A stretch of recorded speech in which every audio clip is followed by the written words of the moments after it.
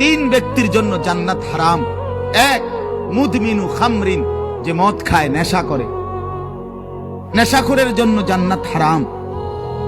নেশাখোর, মদখোর, গাঞ্জাখোর, ফুট্টাখোর, বাবাখোর, ডাইলখোর, এ জান্নাত তার জন্য হারাম।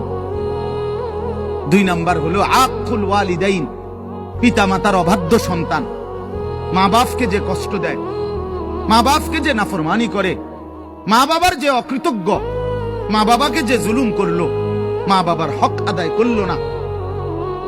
আল্লাহ রাসূল সাল্লাল্লাহু আলাইহি ওয়াসাল্লাম বলেন জান্নাত তার জন্য হারাম। আর তিন নাম্বার, শুনতেছেন সবাই, সজাগ তো সবাই? তিন নাম্বার ওয়াদাইয়ুস, রাসূলুল্লাহ বলেন দাইয়ুসের জন্য জান্নাত হারাম। এখন প্রশ্ন হলো দাইয়ুস কে? খোদার কসম বাপ, এটা আমারও বলা না, আপনার কোন আলেমেরও না, আল্লাহর রাসূল বলে দিছে। দাইয়ুস কাকে বলে? রাসূল বলছে ওয়াদাইয়ুস আল্লাযী ইউকিররু আহলাহু আল খুবুস। দাইয়ুস বলা হয় ওই পুরুষকে